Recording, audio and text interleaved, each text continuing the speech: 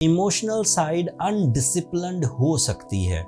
खुशी, अगर आप खुशी में हैं इन दिनों तो वो एक डिसिप्लिन वाली खुशी होगी, लेकिन वो बहुत बढ़ सकती है। आपको लगे कि आप गैर मामूली खुश हैं और कुछ गलत फैसले करें। आपकी ओवर थिंकिंग लोगों के ऐसे रवैये की वजह से पैदा होगी जो आपकी ज़ात पर क्रिटिसाइज करेंगे। It is a type of your will and skills. आपके इरादे और आपकी सलाहियतें, उनमें जो जज्बाती नौयत की सलाहियतें like confidence, like aggression, like humbleness, इन सलाहियतों में थोड़ा भौचाल आएगा। चीज़ें ज़्यादा घेरे रखेंगी आपको, सोचें ज़्यादा घेरे रखेंगी। वो सोचें कारोबारी भी हो सकती हैं, वो सोचें आपके इन दिनों के जो मकासद हैं जिनके लिए आप काम कर रहे हैं, कोई बड़ा मिशन कर रहे हैं, उसमें कुछ चीज़ों का ठहर जाना, रुक जाना, रेजिस्टेंसेस का सामना करना। रूल्स ऑफ एस्ट्रोलॉजी के मुताबिक सैटर्न अगर किसी जगह पर हो और साथ में ग्रहण भी आए, चांद या सूरज, तो उसका इम्पैक्ट थोड़ा सिवियर होता है।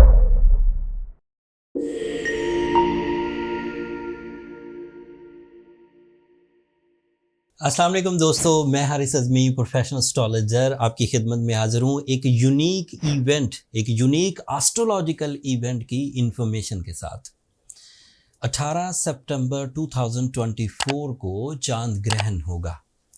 उससे मुतल्लिक जो ज़रूरी चीज़ें हैं मजहबी नौयत की एंड साइंटिफिक नौयत की, एस्ट्रोलॉजिकल नौयत की, ये सब आपकी खिदमत में बयान करता हूँ। एज़ प्रोफेशनल एस्ट्रोलॉजर ये मेरी ड्यूटी बनती है जो हकीकी इन्फॉर्मेशन है वो आप तक पहुँचाई जाए। मैं पिछले 25 साल से देखता आ रहा हूँ कि जब भी चांद ग्रहण के दिन करीब आते हैं, बहुत सारे ऐसे लोग जो एस्ट्रोलॉजर नहीं होते, वो एस्ट्रोलॉजर्स की वीडियो या उनकी कैलकुलेशन देखकर अपनी ही कोई राय कायम कर लेते हैं जो मिथ्स पर मबनी होती है, किस्से कहानियों पर मबनी होती है, या फिर पुराने बिलीव्स जिसमें वो होंठ कटे हुए होना, या फिर वो हामला औरतों के लिए, ये फिर वो बहुत सारी बातें फैलाते हैं। एंड क्योंकि उनके कुछ फॉलोअर्स भी होते हैं, वो सारे ही उन लोगों की बातों में आ जाते हैं। थंबनेल पर बहुत बड़ी बड़ी बातें लिखते हैं, खूनी ग्रहण और दुनिया बदल जाएगी, एंड इस तरह की चीज़ें वो करते हैं। क्योंकि सोशल मीडिया का दौर है, किसी की राय को रोका भी नहीं जा सकता, लिहाजा एज़ प्रोफेशनल एस्ट्रोलॉजर जो भी मेरे कुलीग एस्ट्रोलॉजर्स हैं, ये उनकी ड्यूटी बनती है कि वो लोग जो हकीकी मंजरनामा है किसी ग्रहण का, उसके बारे में अपनी राय कायम कर दें। एंड आपको भी ये बात सोचने की ज़रूरत है कि जब आप कोई डिसीजन लाइफ में लेते हो, जैसे सेहत तंदुरुस्ती के लिए आप जब भी अपनी जान या अपना जिस्म किसी डॉक्टर के हवाले करते हैं, तो भरपूर अंदाज से चेक करते हैं कि इस डॉक्टर की काबिलियत क्या है। जब भी अपने कोई स्पिरिचुअल बिलीव्स कायम करते हैं तो पहले चेक करते हैं कि कौन बंदा क्या कह रहा है। इसी तरह दीगर भी अपनी लाइफ के जो इवेंट्स हैं उनको चेक करने के लिए जो मैक्सिमम या मास्टर ऑफ दैट फील्ड जो पर्सन्स होते हैं उनकी राय पर डिपेंड किया करें। जनरल सी राय जो कुछ व्यूज़ के लिए कुछ भी इंफॉर्मेशन फैला देते हैं, उनसे ज़रा गुरेज किया करें। बहरहाल ये एक तमहीद थी। सादा लफ्ज़ों में अब मैं आपकी खिदमत में पेश करता हूँ। ग्रहण 18 सितंबर बुध वाले दिन सुबह 5:41 पर शुरू होगा। पाकिस्तान में सुबह 5:41 से टॉप टू बॉटम, मतलब वो पहाड़ी इलाकों से कराची तक सुबह तलू हो चुकी होती है। तो जब सुबह तलू हो जाएगी तो ये बात तो तय है कि चांद उस वक़्त गुरूब फॉर्म में होगा, एक ऐसे एंगल पर होगा जो इस एरिया में नज़र नहीं आएगा। लिहाजा ये भी तय हो गया कि चांद ग्रहण का जो मजहबी किस्म का इम्पैक्ट था, जब हम चांद ग्रहण या सूरज ग्रहण देखते हैं तो उसके लिए जो नमाज कसूफ या नमाज आयत पढ़ते हैं वो हम पर लागू नहीं होगी। इस बात को मैं कई दफ़ा आपके सामने पेश कर चुका हूँ कि जो इवेंट हमारे इलाके में ना हो, हम उसके लिए मजहबी नौयत की जो पाबंदियाँ हैं वो इख्तियार नहीं करते। उसकी मिसाल मैंने जर्नली दी थी, एक दफ़ा फिर दे देता हूँ। जैसे चांद एक दिन पहले दीगर ममालिक में हो जाता है, जैसे ईद का चांद, जैसे रमज़ान का चांद, जैसे रबीउल अव्वल का चांद, या किसी और इवेंट का चांद जब एक दिन पहले वो सऊदी अरब में हुआ या इंग्लैंड में हुआ या यूएई में हुआ तो वो लोग रोज़ा रखना शुरू कर देते। पाकिस्तान में अभी चांद नहीं हुआ तो अभी हम अपने मजहबी जो मामलात हैं उसका आगाज़ नहीं करते। फिर अगले दिन चांद हमारे यहाँ होता है, तलू हो जाता है। रुवत हिलाल कमेटी हमें अनाउंस कर देती है कि चाँद देख लिया गया है, तो फिर अगले दिन हम रोज़ा रखते हैं या ईद मनाते हैं या दीगर अपने महीनों का आगाज़ करते हैं। तो इसी एतबार से अगर वो इवेंट पाकिस्तान में हुआ नहीं रमज़ान वाला, तो हम रोज़ा भी नहीं रखते। एंड इसी तरह अगर चाँद ग्रहण हुआ नहीं तो हम वो जो नमाज़ आयत है वो हम पर वाजिब नहीं। आपका दिल है तो पढ़ लीजिए, बट वो वाजिब नहीं होगी। मेरी कई उलमाए कराम से इस टॉपिक पर बात हो चुकी, यही दलील भी है एंड ये वाज़ेह दलील है, इसमें कोई उलझाव नहीं है। दूसरी बात कि ये मैक्सिमम होगा 7:44 पर, 5:41 पर शुरू हुआ, 5:41, 7:44 पर मैक्सिमम हुआ एंड 9:47 पर कंप्लीट हो जाएगा। तो 5:41 से लेकर 9:47 तक ये उन ममालिक में देखा जाएगा जिन ममालिक में ये टाइम पर रात होगी। पाकिस्तान स्टैंडर्ड टाइम के मुताबिक सुबह 5 बजे उनका जो भी टाइम बनता हो, अगर वो रात का टाइम होगा तो वहाँ देखा जाएगा। है ये पार्शियल ग्रहण, पूरे चांद को ग्रहण नहीं आएगा। जितनी भी दुनिया में जगह हैं वहाँ पूरा ग्रहण नहीं लगेगा, इसका एक सर्टन एरिया है, पार्शियल इक्लिप्स है। तीसरी बात कि इसके कुछ एस्ट्रोलॉजिकल इम्पैक्ट, ये कोई खूनी ग्रहण नहीं है, ये कोई सिवियर ग्रहण नहीं है, ऐसा ग्रहण है जिसको हज़म किया जा सकता है। जो 2-3 इमोशनल टाइप की डिस्टर्बेंसेस आएंगी उसका मैं जिक्र कर देता हूँ, फिर हर प्लैनेट पर इसका क्या थोड़ा थोड़ा असर होगा उसके बारे में भी राय दूंगा। इमोशनल साइड अनडिसिप्लिन्ड हो सकती है।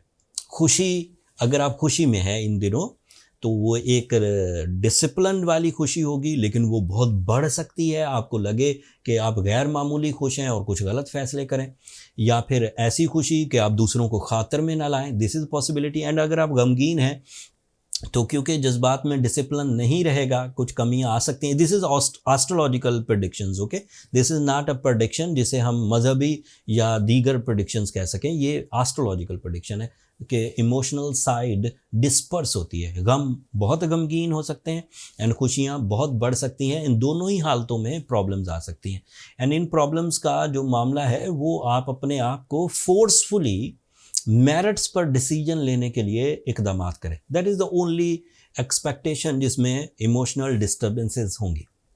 बाकी ये पाइसेस एंगल पर होगा। यहाँ से अब हम शुरू करते हैं कि एस्ट्रोलॉजिकली ये किस एंगल पर होने लगा है एंड उसके इम्पैक्ट जर्नली क्या आ सकते हैं।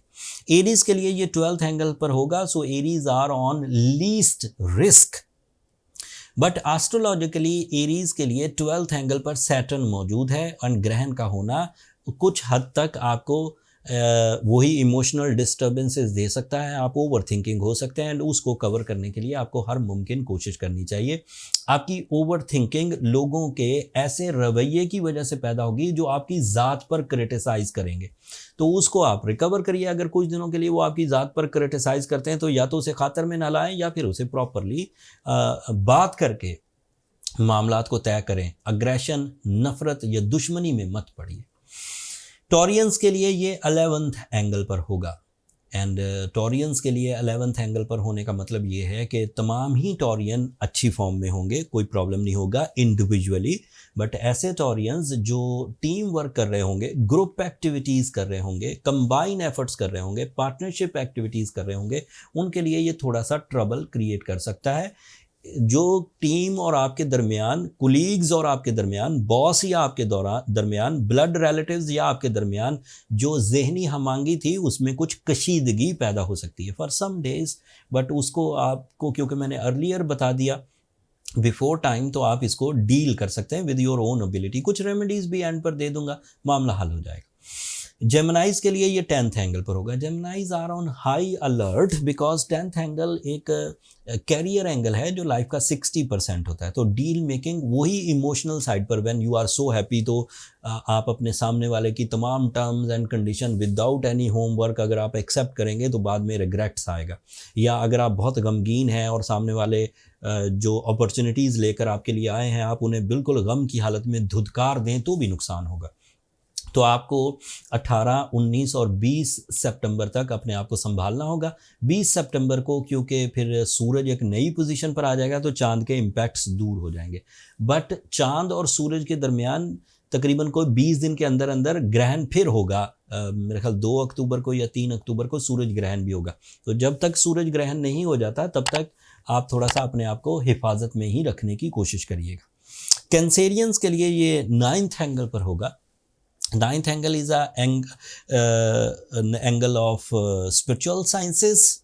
It is a type of your will and skills. आपके इरादे और आपकी सलाहियतें, उनमें जो जज्बाती नौयत की सलाहियतें like confidence, like aggression, like humbleness, इन सलाहियतों में थोड़ा भौचाल आएगा। ऐसी चीज़ें सोचने को दिल करेगा जो अमूमी तौर पर आप नहीं सोचा करते थे। और ये फिर आपके फर्स्ट एंगल का रिप्रेजेंटेटिव भी है, आप ही का रूलिंग प्लैनेट है। जब इसको ग्रहण होगा तो किसी हद तक कुछ एक्स्ट्रा सेंसिटिविटीज़ का सामना आपको करना पड़ सकता है, लेकिन उन सेंसिटिविटीज़ का क्योंकि इम्पैक्ट इतना बड़ा नहीं है कि वो कोई डिज़ास्टर क्रिएट करे, इसलिए परेशान होने की ज़रूरत नहीं। जर्नल सी रेमेडीज़ हैं, मैं एंड पर बयान करूँगा, आप उसे ज़रूर इख्तियार कर लीजिए, जो मामला हल हो जाएंगे। लियो के लिए 8th एंगल पर है। So 8th angle is the angle of losses, it is the angle of some insults, it is the angle of some lack of opportunities. और सैटर्न भी आपके 8th ही एंगल पर है। इन दिनों तो रेट्रोग्रेड है, लेकिन रूल्स ऑफ एस्ट्रोलॉजी के मुताबिक सैटर्न अगर किसी जगह पर हो और साथ में ग्रहण भी आए, चांद या सूरज, तो उसका इम्पैक्ट थोड़ा सिवियर होता है। तो 18, 19 और 20 अगस्त को, या कम से कम 3 अक्टूबर तक, अगर सूरज ग्रहण के बाद तक, आपका रूलिंग प्लैनेट है सूरज, अगर आप थोड़ा सा रुके रहें और बड़ी इन्वेस्टमेंट जो आपकी लाइफ की मेजर इन्वेस्टमेंट्स है उससे रुका जाए तो अच्छी बात है। अदरवाइज किया जा सकता है। आफ्टर द रेमेडीज़ आप अपनी डील्स फाइनल करें, बट रेमेडीज़ साथ इख्तियार करें। रेमेडीज़ मैं एंड पर बयान कर दूंगा। वर्गो के लिए 7th एंगल पर है। उन्हें सिर्फ इमोशनल डिस्टर्बेंसेस होंगी in relationships, in with the love ones. तो आप अपने लव वंस की केयर करिए, उनके ओपिनियन का एहतराम करिए, उनकी कंप्लेंट्स को बातचीत करके, प्यार और मोहब्बत से, मामला फहमी से रिजॉल्व करिए। ज़्यादा कोलिजन, तसादुम मत प्रोड्यूस करिए। लिब्रा के लिए 6th एंगल पर है। लिब्रा को ज़्यादा तंग नहीं करेगा। वैसे 6th एंगल हेल्थ एंगल कहलाता है, या थिंकिंग एंगल कहलाता है, या परफॉर्मेंस एंगल कहलाता है। लिब्रा को इसलिए ज़्यादा प्रॉब्लम नहीं होगी कि लिब्रा के लिए वीनस इन दिनों बहुत अच्छी फॉर्म में है। तो बहुत सारे बड़े बड़े मामलात जो लिब्रा को मेंटली डिस्टर्ब कर सकते थे, वो वीनस की सपोर्ट से स्टेबल चल रहे हैं, तो ज़्यादा प्रॉब्लम नहीं आएगी। लेकिन ऐसे लिब्रास जो पहले ही एंग्जाइटी के पेशेंट हैं, या फिज़िकल ट्रबल्स में हैं, या किसी बीमारी को फेस कर रहे हैं, उन्हें ज़्यादा मोहतात रहना चाहिए। ज़्यादा मोहतात रहने का मतलब है कि लाइफ स्टाइल को हेल्दी रखें, खुद जो चीज़ें आप अच्छी रख सकते हैं वो अच्छी रखें। जो ट्रबल नेचुरल आ रही है वो तो आएगी, उसको ओवरकम करने के लिए रेमेडीज़ तो बहरहाल मैं एंड पर बयान करूँगा। स्कॉर्पियोज के लिए ये 5th एंगल पर होगा। This is angle of emotion, this is angle of higher education, this is angle of some public activities, this is angle of presence of mind. Mind में जो सोचने समझने की सलाहियत है, जज्बाती नौयत के सोचने समझने की सलाहियत, उसमें कुछ कमज़ोरी आ सकती है। तो फैसला करते हुए क्रॉस चेक कर लीजिए, कोई चीज़, कोई पेपर, कोई एग्रीमेंट साइन करते हुए क्रॉस चेक कर लीजिए। वर्बल कमिटमेंट्स पर बिलीव ना करें, डॉक्यूमेंटेशन के साथ मामलात करें, और डॉक्यूमेंटेशन को भी अच्छे तरीके से चेक करके फिर करें। सेजिटेरियंस के लिए ये 4th एंगल पर होगा। This is a pillar area. आप 2-3 दिन के लिए अनकंफर्टेबल रहेंगे अपने जज्बात में, चीज़ें ज़्यादा सोचेंगे, चीज़ें ज़्यादा घेरे रखेंगी, आपको सोचें ज़्यादा घेरे रखेंगी। वो सोचें कारोबारी भी हो सकती हैं, वो सोचें आपके इन दिनों के जो मकासद हैं, जिनके लिए आप काम कर रहे हैं, कोई बड़ा मिशन कर रहे हैं, उसमें कुछ चीज़ों का ठहर जाना, रुक जाना, रेजिस्टेंसेस का सामना करना, दिस इज़ पॉसिबिलिटी, बट ये पीरियोडिक है, लंबी नहीं चलेगी। एंड फिर भी उसको कवर करने के लिए मैं आखिर पर रेमेडीज़ दे दूँगा। कैप्रिकॉनियन के लिए 3rd एंगल पर है। This is the angle of family unity, this is the angle of relationship between spouses, like blood relation, अम्मी अब्बू, कज़न्स, इनके साथ। तो इनके साथ जो भी आपके मामलात इन दिनों चल रहे हैं, उन मामलात को बातचीत से ही रिजॉल्व करें। तसादुम ना पैदा होने दें, खुद भी अग्रेसिव ना हो, नफ़रतों को जगह मत दीजिए, दिलों में टेढ़ापन मत क्रिएट करिए। इम्पैक्ट आ सकता है बट सिवियर नहीं होगा, मैंने पहले ही बयान कर दिया, और पाकिस्तान में तो कम ही होगा। जिन इलाकों में ज़्यादा है और वो मेरी वीडियो देख रहे हैं, उनके लिए रेमेडी मैं एंड पर बयान कर दूंगा। एरीज़ के लिए ये 2nd एंगल पर है।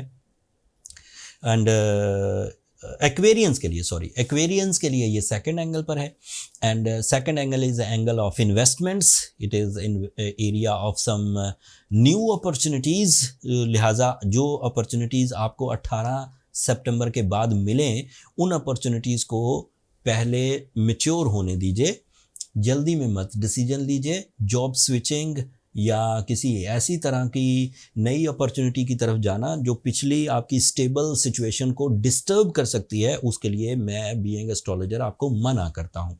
बाकी डिसीजन आपका अपनी लाइफ से मुतल्लिक है, आप खुद कर सकते हैं तो कर लीजिए अगर आपको बहुत अट्रैक्शंस नज़र आती हैं। बट एस्ट्रोलॉजिकल रूल्स के मुताबिक अभी जॉब स्विच करना या फिर नई जॉब की तरफ खुद माइल होना अभी आपको 1-2 दिन कोई खास रिजल्ट्स नहीं देगा। पाइसियंस के ये फर्स्ट एंगल पर है, तो Piscean are on maximum risk. First angle is a angle of personality, it is a angle of your natural talent, it is a angle of your attractions. इसमें कुछ कमी आएगी।